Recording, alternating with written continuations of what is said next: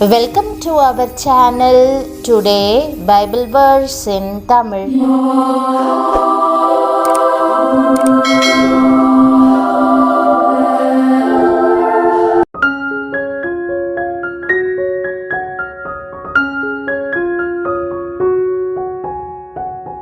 இன்றைய வசனம் வெளிப்படுத்துதல் 21ஆம் அதிகாரம் 5ஆம் வசனம்.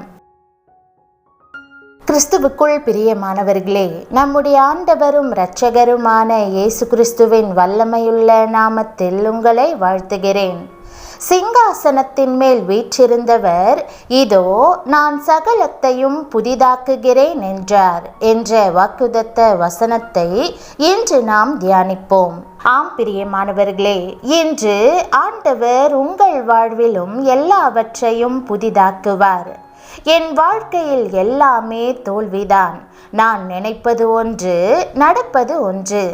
எல்லாமே தவறாக நடக்கிறது என்று நீங்கள் நினைக்கலாம். நீங்கள் இழந்த எல்லாவற்றையும் அவர் உங்களுக்கு மீண்டும் புதியதாக தரப்போகிறார். கவலைப்படாதிருங்கள். இயேசு நம் வாழ்க்கைக்குள் வரும்போது அவர் வாழ்வை உயிர்ப்பிப்பார். பழையவைகள் ஒழிந்து போகும், எல்லாம் புதிதாகும். கானாவூர் திருமணத்தில் எதிர்பாராமல் திராட்சரசம் குறைவுபட்ட போது இயேசு தண்ணீரை திராட்சரசமாக மாற்றி தம்முடைய முதலாவது அற்புதத்தை செய்தார். இது திருமண வீட்டார் சங்கடப்பட்டு விடாமல் காப்பாற்றியதுடன், எங்கு குறைவும் வருத்தமும் காணப்படுகிறதோ அங்கு இயேசு புத்துயிரையும் மதுரத்தையும் அளிக்கிறார் என்ற ஆழமான சத்தியத்தையும் வெளிப்படுத்தியது.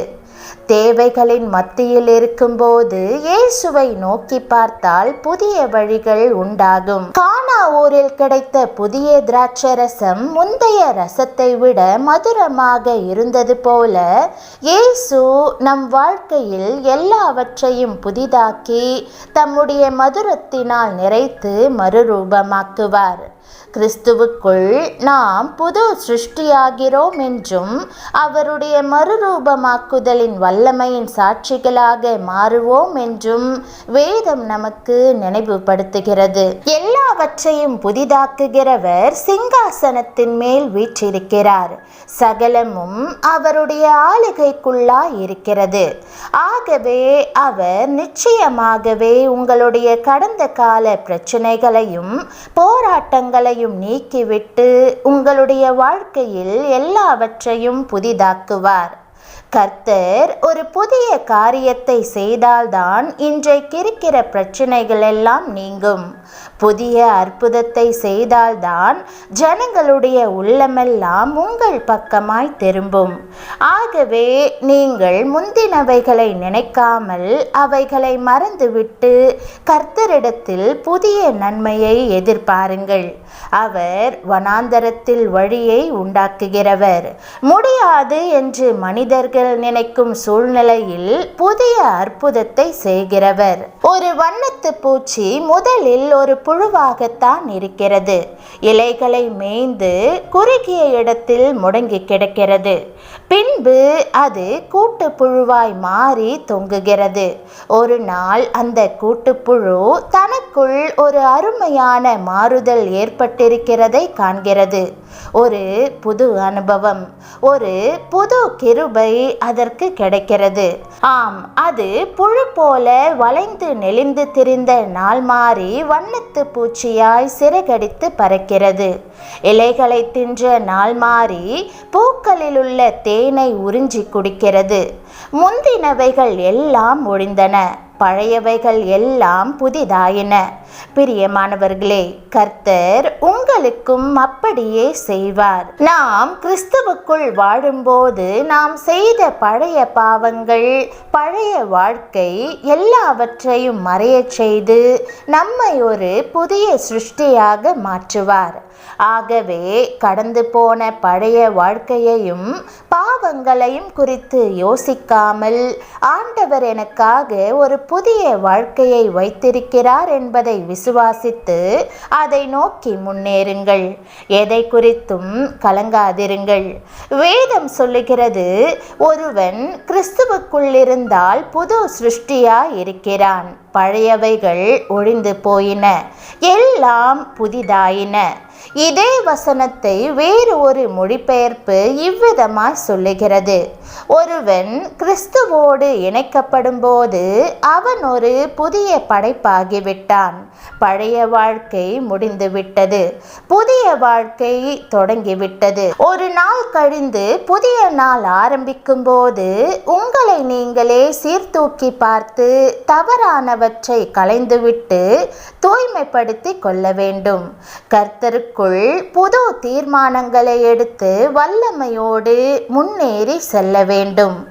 சவுல் என்ற வாலிபன் கிறிஸ்தவர்களை நிர்மூலமாக்குவதே தன்னுடைய வாழ்க்கையின் குறிக்கோள் என்று தன் பக்தி வைராக்கியத்தை தவறான வழியிலே பயன்படுத்தி கொண்டிருந்தார். ஆனால் ஒரு நாள் தேவனுடைய அன்பு அவரை சந்தித்த போது அவரிலே எவ்வளவு பெரிய மாறுதல்கள்! அந்த கொடிய சவுல் முற்றிலும் மாறி பவுல் அப்போஸ்தலரானார். கிறிஸ்தவர்களை துன்பப்படுத்தும்படி தன் சொந்த கையினாலே நிருபங்களை வாங்கினவர் கிறிஸ்தவர்களையும் தேவ சபைகளையும் உற்சாகப்படுத்தும்படி 14 நிருபங்களை எழுதினார். கிறிஸ்துவுக்கு முன் கிறிஸ்துவுக்கு பின் என்பது சரித்திரத்திலே மட்டுமல்ல, உங்களுடைய வாழ்க்கையிலும் வெளிப்பட வேண்டும்.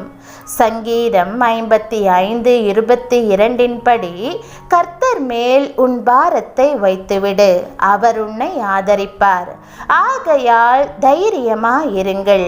தேவன் உங்களுக்காக ஏற்படுத்தி வைத்திருக்கும் புதிய வாழ்க்கையை பற்றி கொள்வதற்கு ஆயத்தமாகுங்கள். அவர் உங்களுக்கு ஒரு புதிய தொடக்கத்தை தருவார். வாழ்க்கையில் வெற்றியை காண்பிப்பார். தேவன் உங்களுக்கு ஒரு புதிய தொடக்கத்தை தரும்போது அவர் நிச்சயமாக ஒவ்வொரு அடியிலும் உங்களை வழிநடத்துவார். தேவனுடைய வழிகாட்டுதல் மற்றும் ஆதரவின் மூலம் நீங்கள் மலைகளை தாண்டலாம். ஆகவே உற்சாகமாயிருங்கள். நீங்கள் தேவனுடைய புதிய படைப்பு. இவை யாவும் உங்களை உயரே பறக்கச் செய்து வெற்றியுள்ள ஒரு வாழ்க்கையை வாழச் செய்யும். இயேசுவை நம் இருதயத்திற்குள்ளும் வீட்டுக்குள்ளும் அழைக்கும் போது அவருடைய ஆசிர்வாதங்களையும் அவருடனான ஐக்கியத்தை புதுப்பிப்பதில் கிடைக்கும் சந்தோஷத்தையும் பெற்றுக்கொள்ள நம்மை திறந்து கொடுக்கிறோம். நமக்கு புதிய சந்தோஷத்தையும் அவருடன் ஆழமான உறவையும் புதிதான ஆரம்பங்களையும் அளிக்கும்படி விசுவாசத்துடன் ஜெபத்தில் கேட்போம். நம் வாழ்க்கையை அவரது பிரசன்னம் செழிப்பாக்கும். நம் குடும்பத்தை அவருடைய ஆசிர்வாதமும் நம் வீட்டினை அவருடைய தயவும் நிரப்பும். ஜெபம். அன்பின் ஆண்டவரே, புதிய சந்தோஷத்தை பெற்றுக்கொள்ளவும் உம்மோடு ஆழமான ஐக்கியம் கொள்ளவும் விரும்பி இன்றைக்கு உம்மை என் இருதயத்திற்குள் வரும்படி அழைக்கிறேன். என் வாழ்க்கையை உம்முடைய ஆசிர்வாதங்களாலும் மதுரத்தினாலும் நிரப்பும். என்னை மறுரூபமாக்கும். எல்லாவற்றையும் புதிதாக்கும். என் வாழ்க்கை முழுவதையும் உம்முடைய பிரசன்னத்தால் செழிப்பாக்கும். உத்தமமும் உண்மையுமான உம்முடைய வாக்குத்தத்தங்களுக்காக உமக்கு நன்றி செலுத்தி இயேசுவின் நாமத்தில் ஜெபிக்கிறேன் நல்ல பிதாவே, ஆமேன். தேவனுடைய நாமம் மகிமைப்படுவதாக. ஆமேன்.